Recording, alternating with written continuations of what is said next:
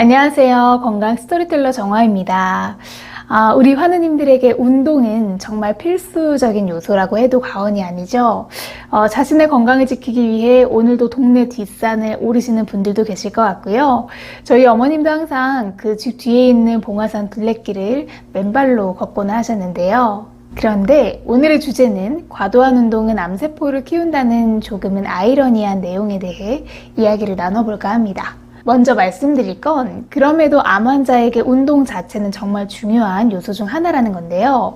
암 환자가 유산소 운동을 하게 되면 근력과 심폐기능이 강해지고 또 암을 이겨낼 수 있는 체력과 면역력이 길러져서 만약 항암을 하고 계시면 항암을 버틸 수 있는 체력을 만들어내실 수 있고 부작용을 최소화하는 데 도움을 주거든요. 만약 수술을 하셨다면 적당한 걷기 같은 운동은 회복이 빨라지고 또 병증이 개선되는 효과도 있습니다. 그리고 자연치유를 지향하시는 환우님들이라면 운동이 중요한 이유는 따로 말씀드리지 않아도 잘 아실 거라는 생각이 드는데요. 실제로 학계에서는 규칙적인 운동을 하면 암 환자의 생존율을 50%에서 60%까지 올릴 수 있다라는 의견이 지배적입니다. 그래서 이제 운동은 암 치료에 있어서 중요한 보조요법으로 볼만합니다. 그런데 방금 말씀드린 내용은 적절한 선을 지킨 운동을 말씀드린 거고요. 문제는 본인 신체의 상황을 고려하지 않은 과도한 운동을 했을 때 생기는 문제점입니다.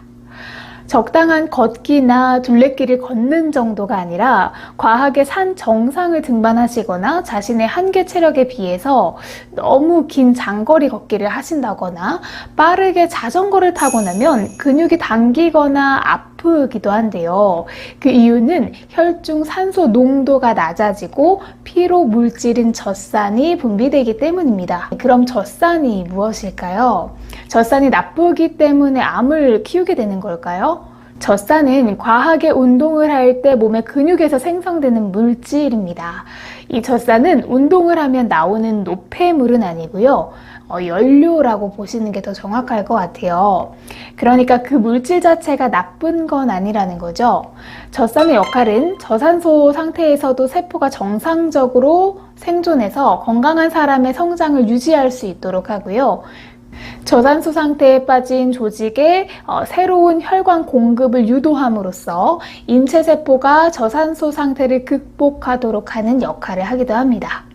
그 과정을 간단하게 풀어서 설명드리면 신체에 정상적인 산소량이 존재하면 젖산 조절 단백질인 NDRG가 혈중 산소와 결합해서 유비키틴이라는 아미노산 단백질로 분해가 되며 해소가 됩니다. 그런데 만약 혈중 산소 농도가 낮아지면 방금 말씀드린 NDRG 단백질이 결합할 산소가 없으니까 우선적으로 젖산하고 결합을 하게 되겠죠. 그럼 신체가 이렇게 받아들이게 되는 거예요. 몸에 산소가 부족하기 때문에 저산소 상태를 극복해야 한다라고 세포 성장 신호로 인식하고 세포 성장을 활성화시킵니다. 그럼 세포 성장과 혈관 생성을 촉진하는데 일반적으로 건강한 사람이라면 손실이 큰 근육부터 자라게 되는데요. 그래서 헬스 하시는 분들이 근육을 키울 때 이런 방식을 많이 이용을 하죠. 운동하고 나면 근육에 손상이 생겨 통증이 있고 시간이 지나면 운동으로 손상된 근육을 극복하도록 단백질 세포를 성장시켜서 더 큰 근육을 얻습니다. 이게 가장 이상적인 젖산의 활동이라면 반대로 암 환자라면 이 상황을 반드시 피하셔야 합니다.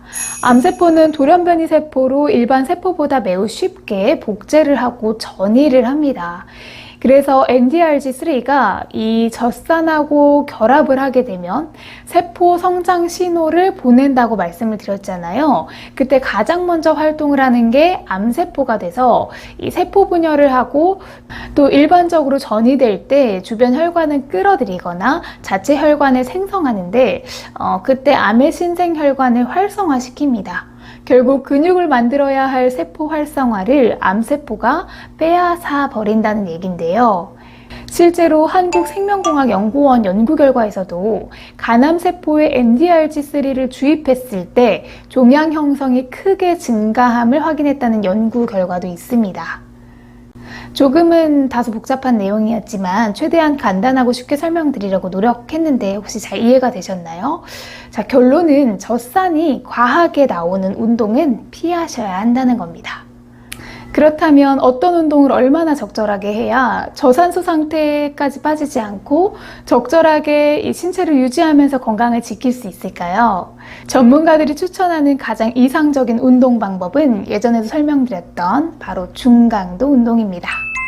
이 중강도 운동에는 빠르게 걷거나 가볍게 자전거 타기, 수영 등이 있는데요. 종류를 따지지는 않고 그게 테니스 치기든 배드민턴 치기든 종류는 다양하겠죠. 제가 전에 말씀드렸던 중강도 운동의 한계는 이마에 땀이 약간 맺히는 정도라고 말씀드렸는데요. 조금 더 이해하기 쉽게 말씀하신 운동 전문가의 이야기를 빌려 설명드리면 자신의 신체 체력의 50에서 60% 사이에 운동을 멈추는 것입니다. 예를 들면 본인이 힘들게 지칠 때까지 1km를 걸을 수 있을 만한 체력을 가지고 있다면 500에서 600m 걸었을 때 운동을 그만두는 것인데요. 왕복으로 치자면 500m를 걷고 다시 집으로 돌아온다면 1km가 되잖아요. 그럼 한 300m를 걷고 다시 돌아온다면 전체 왕복의 길이가 적절한 600m가 되는 거죠. 그래서 1km를 꼭 걸어야 된다라는 건 아니고 내가 가진 기초 체력에 따라 운동을 진행해야 한다는 점을 염두하시면 좋을 것 같습니다. 본인의 최대 운동 능력을 어느 정도 알아두시고 지나치지 않은 정도의 중강도 운동을 꾸준히 하는 것이 신체의 산소 농도를 과하게 떨어뜨리지 않고 근육을 유지시키고 면역력 하락을 막는 방법이라는 것 꼭 알아두셨으면 좋겠습니다. 오늘 준비한 내용은 여기까지고요. 댓글에 예전에 중강도 운동 방법에 대해 설명드린 자료가 있어서 링크 걸어두도록 하겠습니다. 필요하신 분들께서는 그 영상 내용도 참고하셔서 지병 생활에 도움이 되셨으면 좋겠습니다. 오늘도 시청해주셔서 감사합니다. 항상 건강하세요.